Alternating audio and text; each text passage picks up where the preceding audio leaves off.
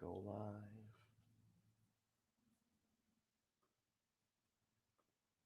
Go live. Are we live? We're live, baby.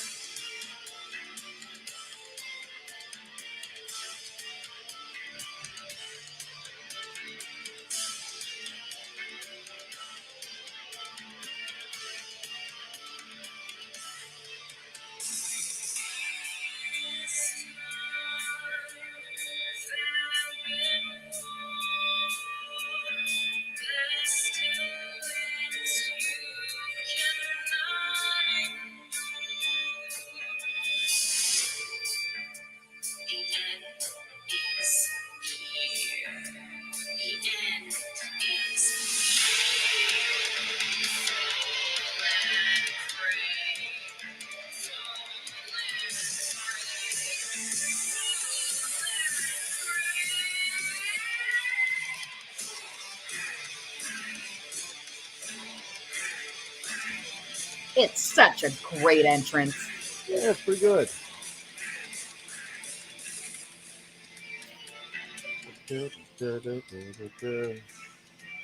Let's see. I'm trying to get our Facebook feeds back up.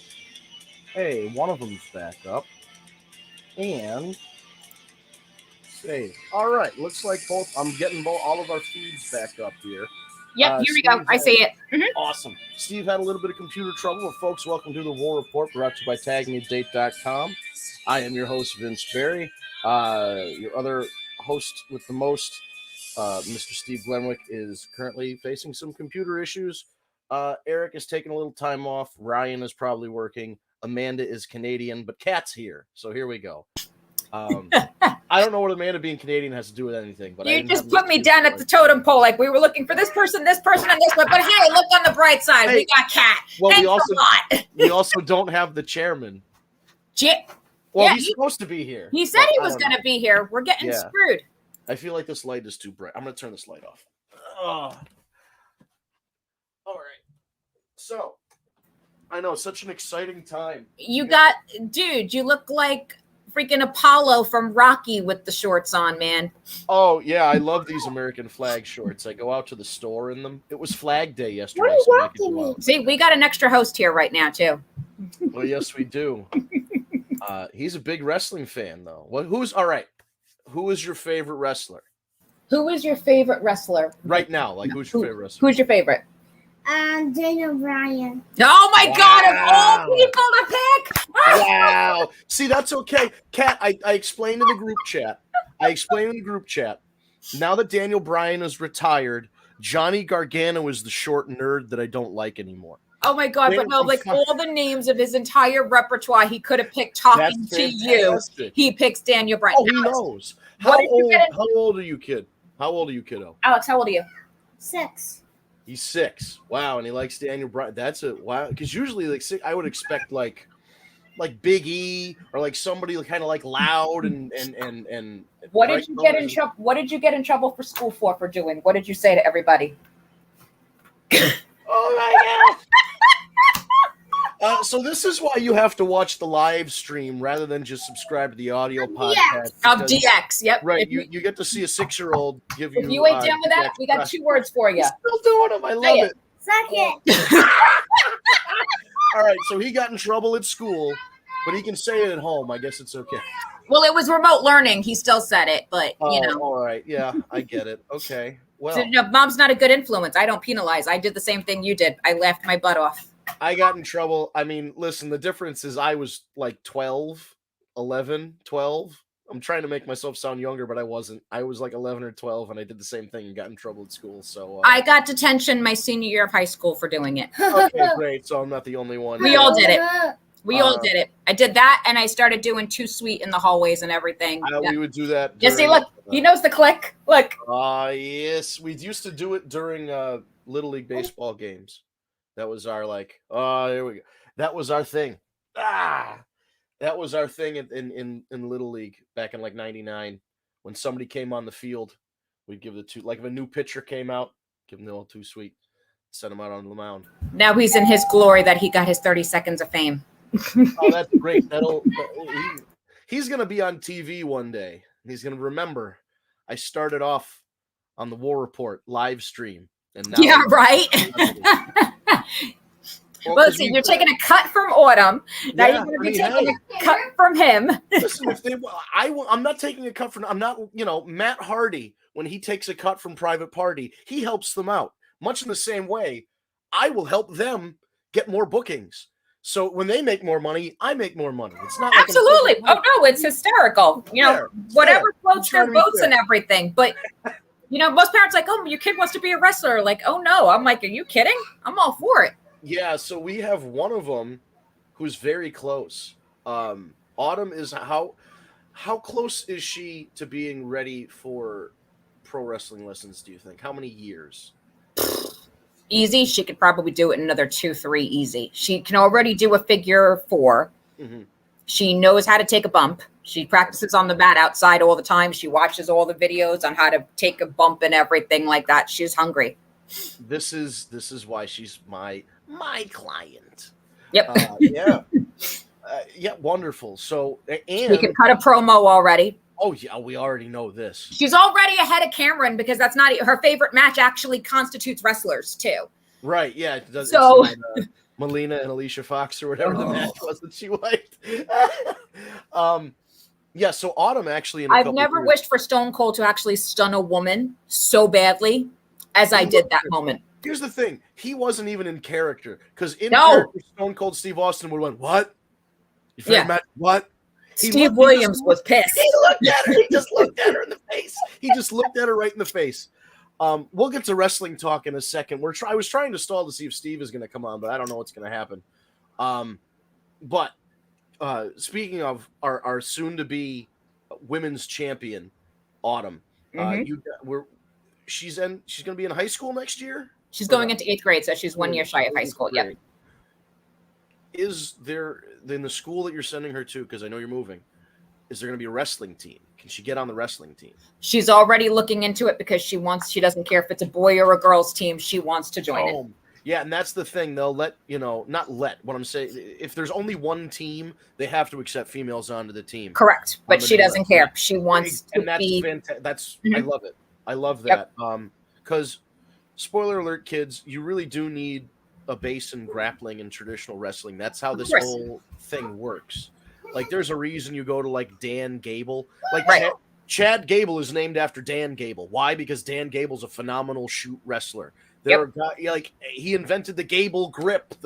Anyway, learn real wrestling and then move into the sports entertainment stuff. Even though I hate that phrase for it, but anyway. But she's hungry, so we're gonna have a whole, when she starts to get into it, we'll have a whole like training camp, live vlogs and TikToks from all wrestling school and everything. Let me tell you something. She stopped watching wrestling for the entertainment value.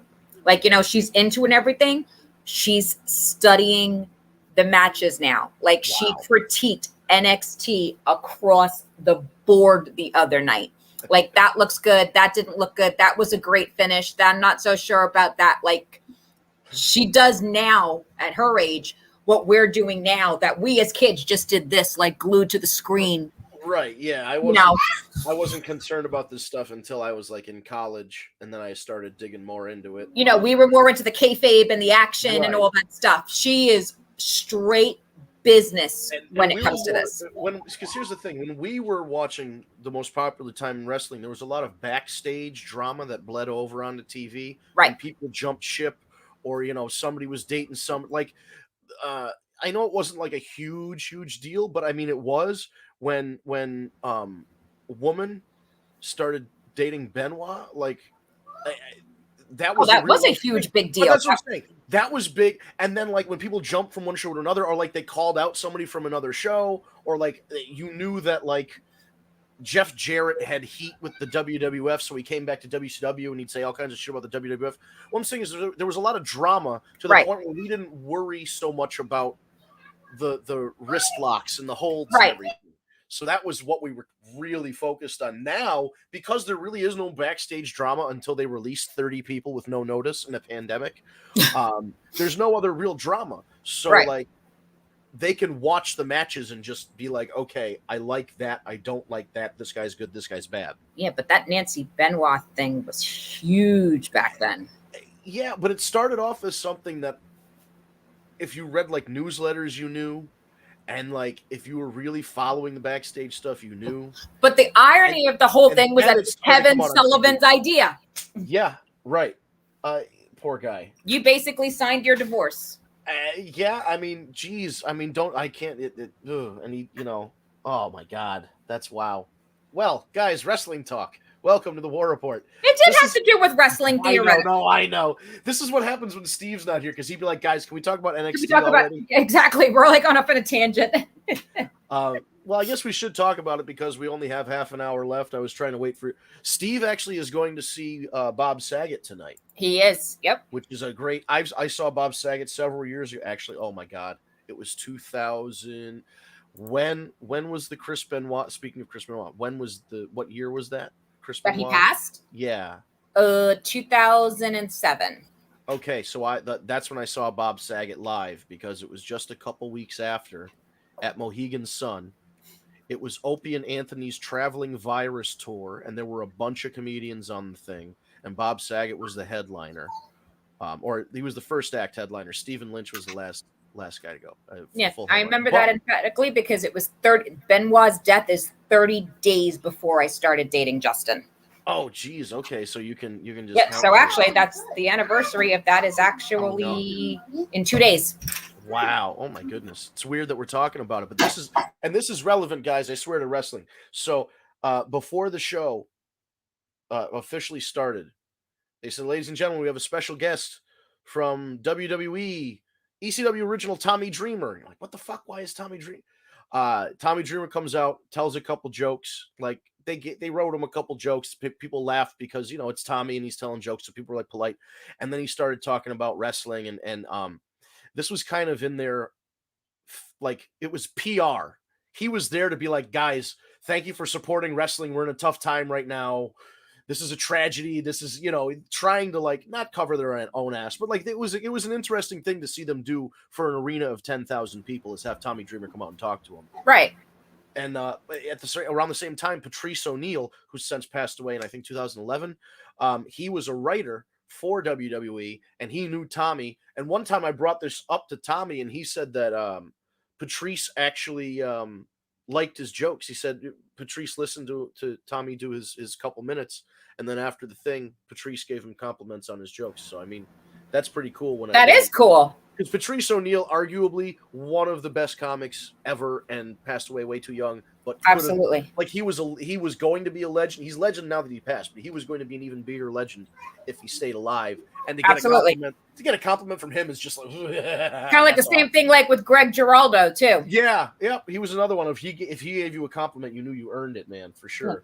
Speaking of comedy, by the way, kudos to you last week. That was a fantastic set. Thank you. Oh, I appreciate it. It's up on YouTube. It's on my @OSnapVince YouTube.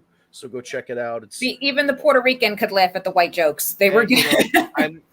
I was in a country bar, which is weird because I've never been in a country bar in Connecticut before. Well, actually, I have. It's weird that we have country bars, but it's not a place that I expected to do stand-up comedy.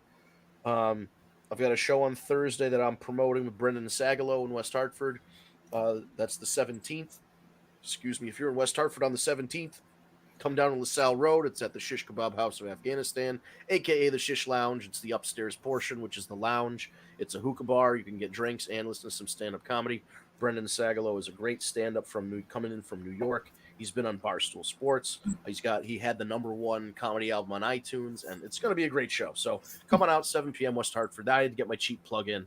And Steve is commenting on the website on the StreamYard that he'll hopefully be on in a few minutes, and that Autumn brings a tear to his eye with how she is. So she's dedicated. I appreciate that. She's not just like, yeah, I kind of like it. No, she's in it. So like, That's great. Hey, we're getting the approval then that he likes what we're doing. So, Right? He's not yelling at us like that one time that he yelled at Ryan, which was great because nobody could, he couldn't hear anybody, but we could hear him. We could hear him. Yep. So he was like, Ryan was like sending him screenshots and he was just like, just freaking read it to me. He was so mad. I don't know how my volume's not working. We're like, oh, we forgot to tell you the joke that we couldn't hear you. He's screaming his head. It looked like a scene from like Police Academy. Yeah, it was like, this is Get Smart when they were in the Cone of Solitude. Mhm. They're talking to each other. Yeah. Oh, wow, we Oh, went way far off track, but hey. All right. So this is something that we actually do here. We actually do talk wrestling. Yes, we had I was going to say pay-per-view, but I don't think we call them that anymore. But anyway, it's NXT's In Your House. Todd Pentagill is getting old. No, Todd, and he's been trying to put it off for years, going back like 2008 through like 2011 when he was on Scott and Todd. He got a lot of facelifts. He like would bleach his hair blonde. Now he's like dyeing it. I feel like he's gotten some kind of hair filler because if you look at his beard or the goatee that he grew, it was just like atrocious. It's just like the most atrocious, like old man goatee. Yeah, he's getting old for the first time ever. Like Scott, not Scott. Scott Shannon always looked old, but yeah, Todd Pettengill's looking mighty old. Yeah, that was pretty sad. And they had him get not beat up, but like he hustled by that the Hit Row. Yeah. Yeah. That was pretty funny. Those guys, I think it's interesting that they introduced this kind of big teddy bear like guy on the A&E Hidden Treasure show, and he's just so nice and knowledgeable about WWE history and helps these legends recover artifacts. And then he's a heel on NXT. They're just like, screw it, he's a bad. I know, but you know what? He's phenomenal on that show. That's he's like really good. my new favorite TV show to watch. And what was really ironic about this week's is it was Big Show and Mark Henry looking after getting Andre the Giant stuff. I'm like, they're not even in the WWE anymore. I know, that's weird, isn't it? It's weird to think that they're not around anymore with the WWE. You'd think those guys were lifers, but it's changed since AEW came around for sure. But we had NXT's In Your House. Todd Pettengill's looking old. Ted DiBiase looks painful. Ted DiBiase, I don't know if you know, he got into him and one of his sons got into some legal trouble. So I think he's got to pay some like back taxes. So he needs the money. No, really? Yeah, I don't have time to do it. Ryan, if you're listening, or just anybody in general that is interested, Google Ted DiBiase, something about a church tax evasion. Basically, here's what was happening. His son was like a state representative, and Ted DiBiase, he would pay Ted DiBiase's church to run like state funded events for single moms or people with drug addiction, or like they'd put on a wrestling show for charity.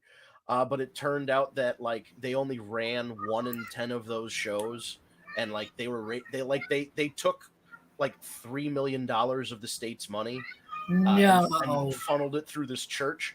So yeah, he's hurting. You mean Virgil might be in a better position? That's pretty scary. Virgil might be swimming in Olive Garden meat sauce due to all of his cameo money. Oh my God. I still love how he goes though and promotes himself that like, it's Ted DiBiase and Virgil, and then there's no Ted DiBiase. And I know I've told this story probably about 5 years ago, at least on this show, but I've got to tell it again. Ted DiBiase was called into Ken's Cards, which is a great card shop in Kensington or Berlin, Connecticut, wherever it is. Go to Ken's Cards, guys, if you like sports collectibles and wrestling memorabilia and autographs and all that crap. But Ken would do autograph signings, and he hired the $1 Million Man. And the $1 Million Man was scheduled to come in on a Saturday, let's say, because it was a Saturday. But on like Thursday, like Wednesday or Thursday, Ken from Ken's Cards gets a call. Somebody says, it's Mike. Well, who's Mike? it's Mike Jones. That's Virgil's real name. Virgil. Oh He God. goes, "Hi, this is Mike Jones. I wrestled as Virgil. I heard Ted DiBiase is coming to your shop on Saturday. We're kind of a package deal, so people like to get autographs with him and me and him together. So I'll give you a discount if you book me the same day as Ted." So he's like, "Thanks, Mike. Hold on just a second." Puts the guy on hold, or he hangs up on him. He calls back DiBiase. He goes, "Ted, I got a call from Mike Jones," and he's like, "I'm gonna stop you right there." No.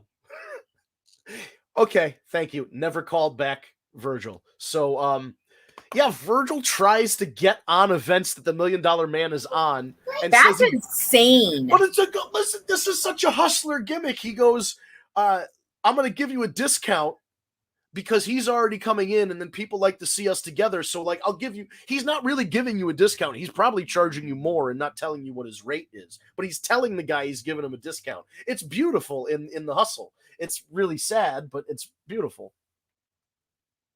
It's like horribly sad. Like, Yeah, well, they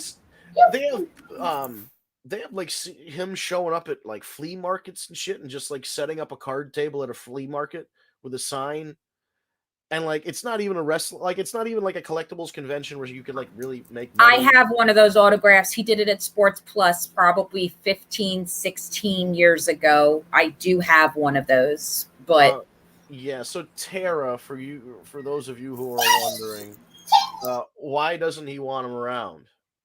Well, I can't tell you exactly what it is, but they have some sort of issue that occurred probably towards the end of Ted's run with WWF, and somewhere between that and the WCW run, there was some bad blood there.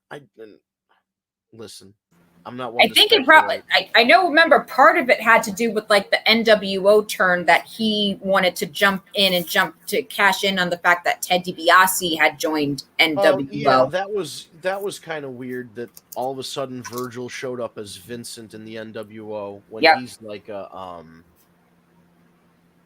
I know Ted DiBiase wasn't happy about that part. He wasn't a top guy. Like, nobody cared. Like, I'm sorry, Virgil. Nobody cared that Virgil jumped to the NWO, and then nobody cared that he was a friggin' West Texas redneck. You know what I mean? It was Virgil. Like, he had that one run, and then he couldn't. Like, it was an okay run, but it wasn't like he was lighting the world on fire. He had that one match where Roddy Piper coached him to a victory, or whatever it was. That was the $1 Million Championship match at SummerSlam '91. Finally, he wins it, and that whatever. And then he drops it right after Survivor Series, so we had it from August to November. Yeah, but again, it's Virgil, it's Mike Jones. What was they gonna do with him? Actually, I think the most thing I remember is Nails kicking the shit out of him. Yeah, or when Yokozuna sat on him and he said, "Oh, so all my brothers in the WWF, watch out for that Yokozuna." Yokozuna, yep. They call him fucking Yokozuna. Oh, In Your House. We should get back to In Your House. 20 minutes later. Let's see. I'm going to the match. I have to fast forward on Wikipedia. Scroll on Wikipedia. Well, so Reed, Benson, and MSK. Oh yeah, those guys. Who I'm so familiar with, all of them. And then they defeated the Legado del Fantasma, which I'm vaguely familiar with two of the guys, and I don't know the third guy, Raul Mendoza. Yep. But I know he exists. I just don't know. They all exist. Yes, they exist metaphysically and physically as people. Joaquin Wilde is the former DJ Z, Zima Ion. Okay. And Santos Escobar was Phantasmo, right?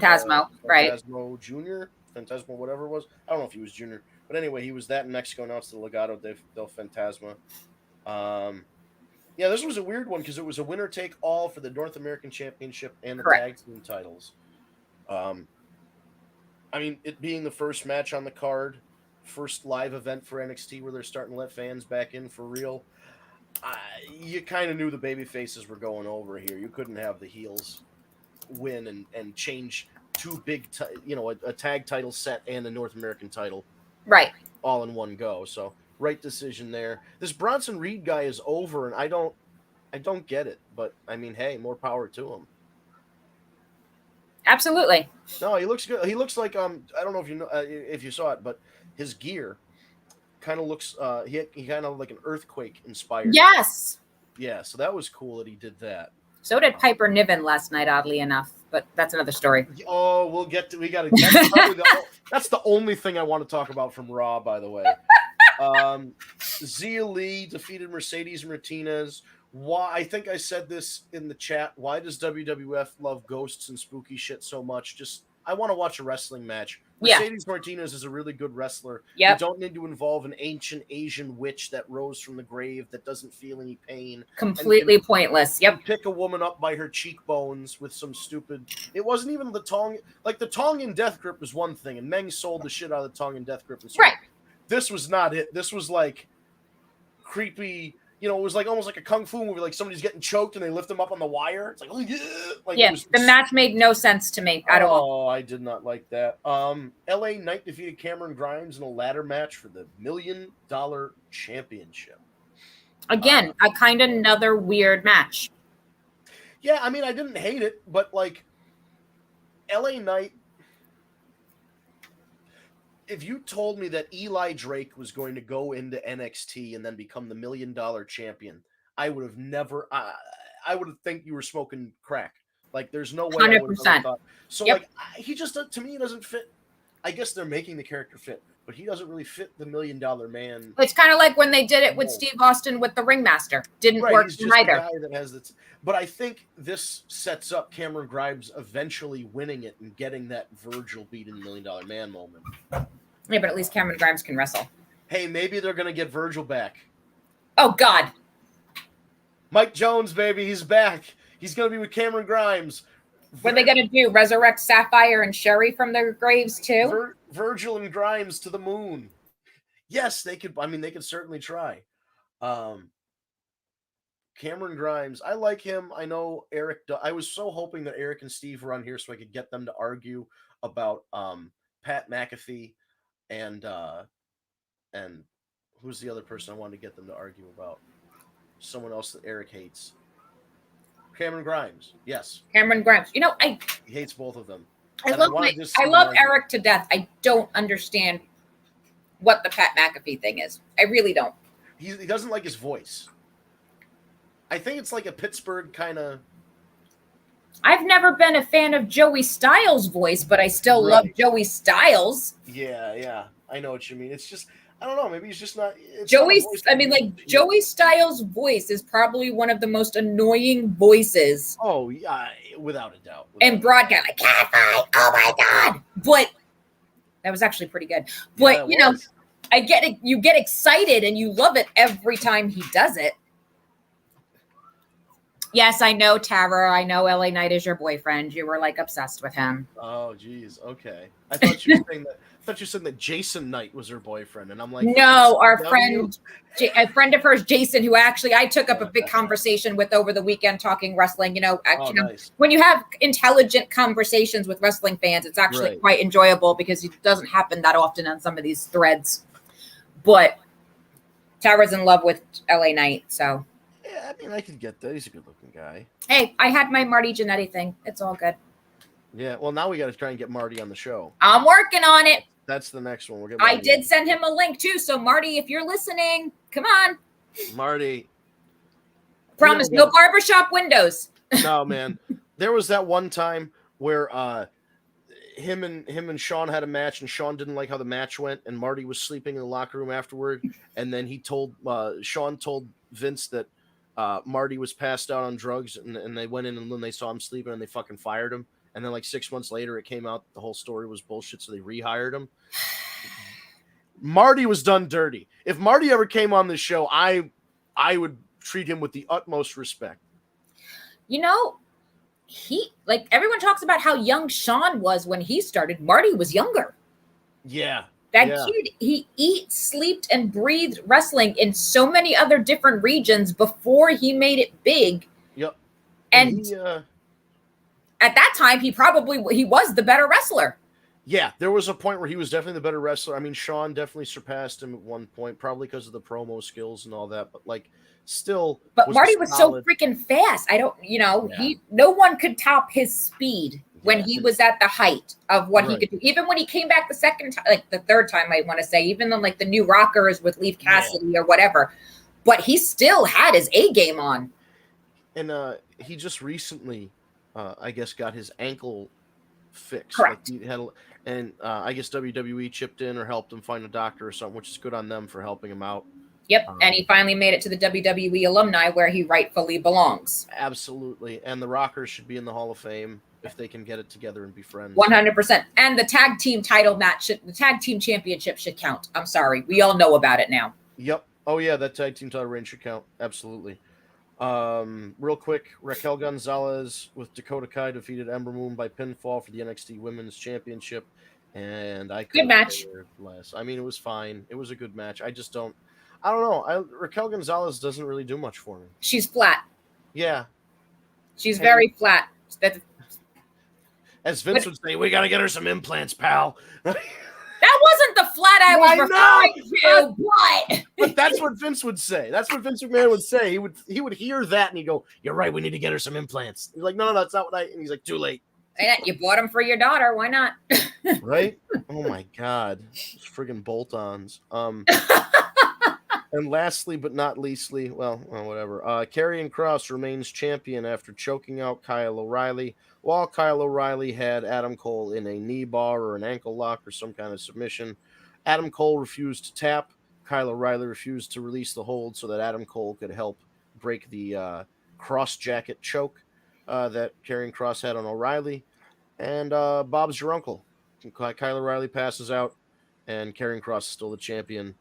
And that was one hell of a finish to that match. It was a very interesting finish. That sometimes you see it where one person hits a finishing move, like somebody like Triple H would hit the pedigree, and then Randy Orton would hit the punt on Triple H, and then go pin like John Cena, who just got pedigreed.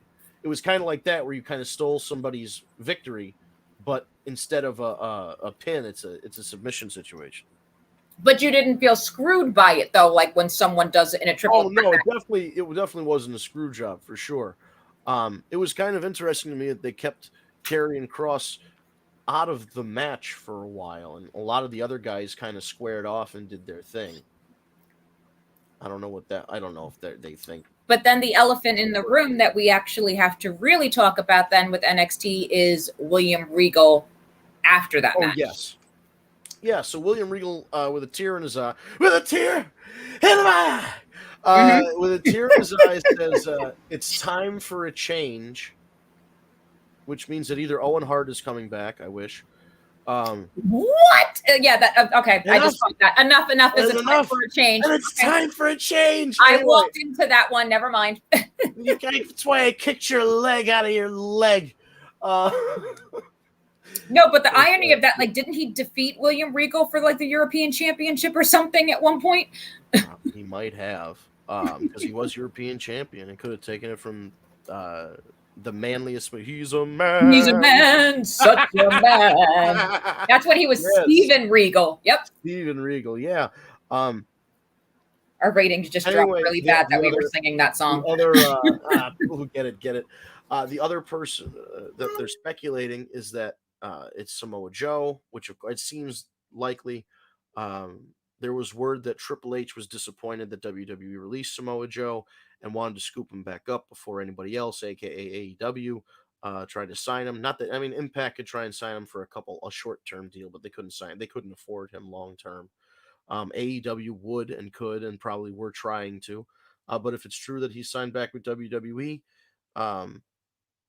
if it's just for an authority role, I'm kind of disappointed, because that means that he tried to get cleared and couldn't, which is why he couldn't go to because if he could wrestle, I'd imagine if the contract was NXT or WWE wants you to commentate or be the general manager, and AEW wants you to wrestle, 100 out of 100 times he would take the wrestling, no matter how big the difference. Yeah, I still don't think he's cleared yet because I can't see him out of even loyalty to Triple H or whatever, not picking an opportunity to wrestle for another company. Right. So it sounds like he's going to come in either as the new general manager or maybe, as I said in our group chat, which I hope, because I would hate to see William Regal go off TV, is that to call back to the time that, or the several times that Samoa Joe would jump somebody in the NXT parking lot, and he would tell Regal, you need to get better security. Maybe William Regal hires Samoa Joe as the new security, the new head of security for NXT. So Regal's still on screen, but Joe is kind of an enforcer.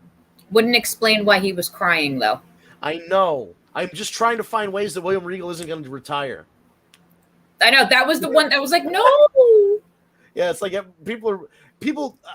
There was more reaction online to William Regal than there was to the title match.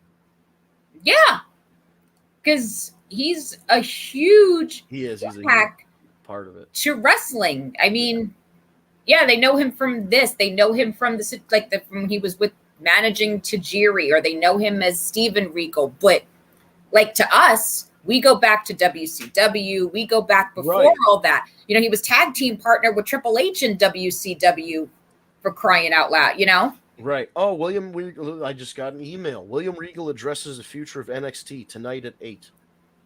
Well, wasn't that foreshadowing on our part? Hey.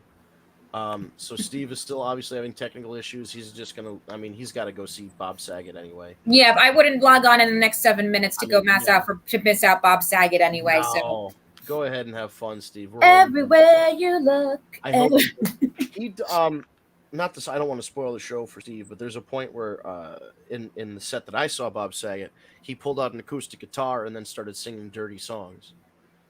So he's really raunchy. Everyone just thinks of him as Danny Tanner. His stuff he's hilarious. His jokes are extremely dirty, which I love. But yeah, it's not people who go in expecting to see Danny Tanner are shocked when they go and see stand up.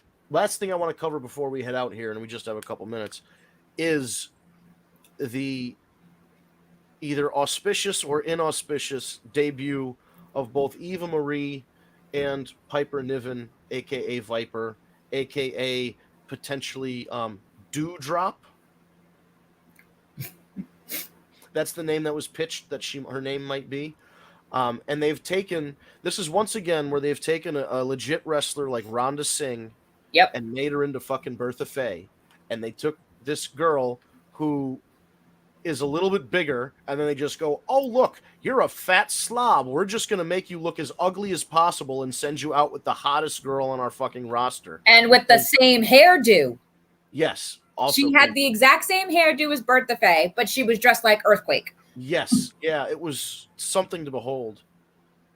People who were fans of Viper or Piper Niven from the NXT, from the Mae Young Classic and NXT UK were disappointed, especially when the commentary didn't acknowledge. They said, oh, who is she? Well, she's been under contract with WWE for 3 years. So the idea that somebody didn't like, I understand people like, oh, well, what about when Isaac Yankem became Kane? Well, Isaac Yankem went off TV and fucking put on a mask and became a whole new character. This isn't a whole new character. This is her face is right there. You can see clearly who she is. Like, and not to go to a stupid example, but like if you watch WCW and I watch WCW, Hugh Morris, when he joined the Misfits in Action, said that was the name WCW gave me. I'm going to go with the name that I originally wanted, which was Hugh G. Rection. Not that it's much better than Hugh Morris. Oh my God. He explained it, and he was a different character. Like, it's okay to explain things. That's the problem. Like, here's the thing.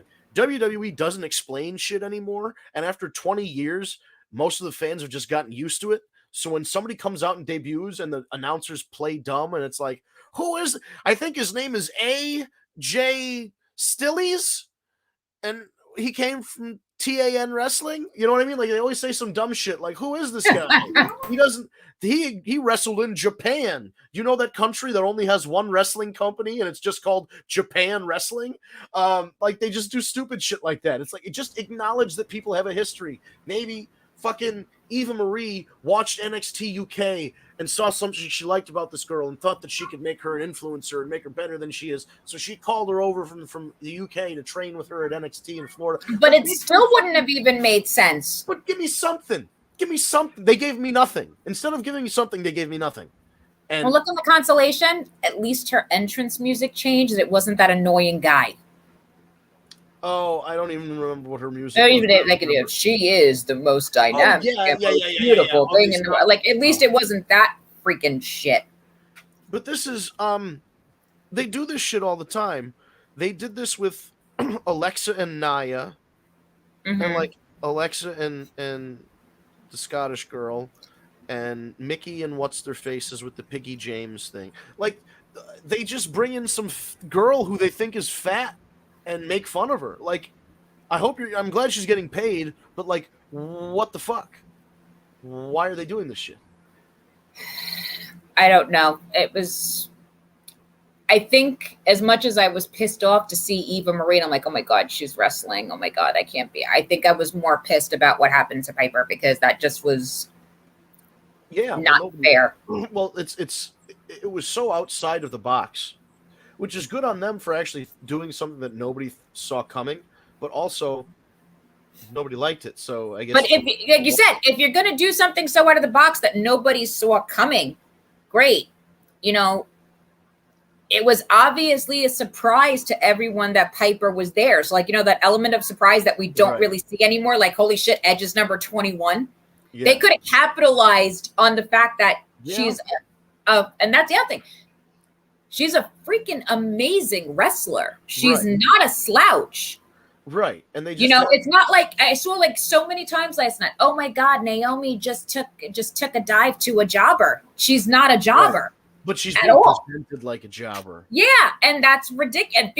But only because of her. I hate to use the term, but like her girth.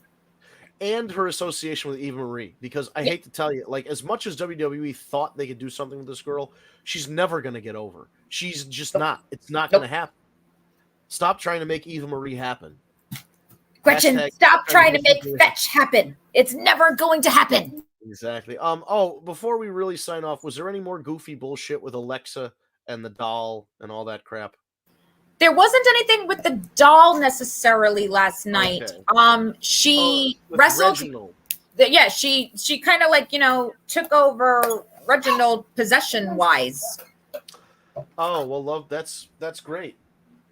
Did you see it or no? No, I didn't. Okay, see so it. It Alexa, sounds awful. yeah, so Alexa and Naya were in a match. She was just about to win after a couple of times of interference from Reginald. Reginald jumped in the ring and stopped the match or whatever. So Alexa won via DQ. Excuse me. So Alexa won via DQ. She pulls Reginald off of him, and then she just takes her hand like this and is doing this. Wrong, Alexa, shut up. Thank you. Alexa. So she's doing this to him, and as she's turning her hand, he's simultaneously doing the same thing. Then she just jumps out of the ring and goes, bye-bye. And Reginald turns back into himself. So, like, she totally, like, she pulled a WandaVision on him. Oh, I don't like where this is going. I didn't really either. don't. I hate this. Anyway, I hate to end the show on a downer note, but God, I needed to know. That was atrocious. I'm sure Steve loved it. Who's a two-time champion?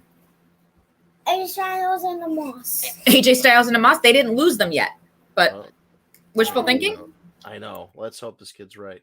I think that's it. We're at the top of the hour. Is there anything pressing or important?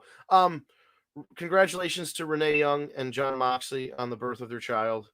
I mean, John really didn't do much. We could talk about it. Yeah, I was gonna say we could talk about it again next week. How like Roman Reigns almost killed Dominic on Friday night. Oh yes. See, okay. I said that he needed to kill this kid to get heat. I wanted it to be the Dusty Rhodes way, where you just bleed a whole bunch. But apparently, they thought almost breaking his neck was the alternative. But can I tell you though, I have to give credit to the fact that the way they shot that, because you never actually saw Dominic fall. Right. You never saw him. that was actually really, really well filmed. Right. But they can see that's the more frustrating thing. They have the ability and the capacity to shoot things well, and they don't. They choose not to. Like nobody, I can just tell you, I went to school to film things for television. I have a degree in the shit. Uh-huh. When, like, the goofiest thing is if you've ever seen somebody take a cell phone video of the WWE cameraman, and when somebody's doing chair shots, and the guy's taking the camera and he's bouncing the camera up and down. Yep. Like, nobody does that. You're not Right. supposed. Imagine that you were watching a football game, and when the guy runs, every time he takes a step, the camera guy's bouncing every step. When he takes a tackle, the camera. It's like, no, just hold the camera still so we can see what's happening, and you can still do camera angles to hide it. Because in that Royal Rumble where Lex and Bret Hart went over at the same time, they used the camera angle to block it, so the camera angle they showed never actually showed anybody's feet hitting the floor. Right. You had to get the footage from the right. Mm-hmm. So they can do it, and they've shown before to be really good, filmmakers when they want to be, but most of the time they're not. So it's really frustrating. I know, but that was so exciting though. Roman's in the middle of his whoo, and then all of a sudden just a kendo stick comes out of nowhere. It's like, go Dominic. Right, and poor kid got he took a beating though. But you know what? He's young. He can take it. He'll recover. He'll be a star. Anything like, listen, if he took those kendo, I mean, how many kendo shots did he take from Seth and Buddy that time? Oh my God, too many. Just the stupidest amount. I mean, that picture was insanely scary. Oh man, all those marks on him. Yeah, that was rough. Yeah. That was rough. Well, shit. I guess we can talk about more next week when everybody else comes back. Hopefully, more people come back. See, again, you go with the comments that, like, I'm just low totem pole. I want this person, this part. I just want more people so we can have more opinions. We agreed too much. I know. That's the thing. We were both like, yeah, it was fine. Whatever. I don't like this too much. There was no, like when Steve and Eric or when Steve and Chairman get into arguing. Oh man, it's great. We should win an Emmy for that shit. Oh, I love those. Those are my favorite parts. Yep. Definitely some good stuff, but yeah. Yeah, so I mean, listen, I had a lot of fun just doing a 2-person podcast. Always, darling. But it's, we need Steve back at one point. Hopefully we can get his computer fixed. Yeah, because we need segue to go, okay, get back on topic. I know, seriously, because we just kept getting off track and going, hey, you know what? If you followed along, good for you. You accomplished something. We got comments, so we must have been doing something right. We must have been coherent to some degree. But yeah, this has been the War Report. We watched a 6-year-old say "suck it." It can't get any better than that. Listen, there is no other podcast on this earth that has a 6-year-old doing DX suck it's to the camera. So you should definitely tune in every Tuesday at 6 p.m. It used to be 7 p.m., but now it's 6 p.m. on Eastern time every Tuesday night. We stream on Facebook, Periscope, Twitch, Facebook. Did I say Facebook already? YouTube. Everywhere. Spotify. Oh, yeah. We do the audio version on Spotify, SoundCloud, Stitcher, Apple Podcasts, Google Podcasts. When you're searching for us on any of these apps or when you're searching for us on YouTube or social media, at Tag Me A Date, no spaces. It's all one word. If you go on Twitch, it's twitch.tv/War Report. And just follow our social media. Go to our YouTube, Tag Me A Date. When you put it in the search bar, you'll find our channel. Hit the subscribe button, hit the bell to get notified when we upload a video or when we go live. And that's about it. Share it with your friends. We want more listeners. We've been keeping track of how many people listen to the show every week. We got a lot of good response. We got a lot of listeners. So again, we appreciate the listeners we have, and we want you to share with your friends. If you would like to go back on our archives, whether it's on the podcast app of your choice or it's on our YouTube channel, go back, show them some shows that you had fun listening to. We love having more listeners. We want to have more commenters. It's great when Tara gets on there and comments, but she needs some more friends in the comment thing on screen here. So if you're following along live and you want to drop a comment in, we will put you on screen if you've got a question or comment that we think should be up and Red. So listen, more people, more engagement. We just want to spread our love of wrestling to more people. So on behalf of Kat and myself and Steve, who couldn't make it, and everybody else, I will see you guys next week, next Tuesday, 6 p.m. on Eastern Time for another edition of the War Report. Thank you so much for watching.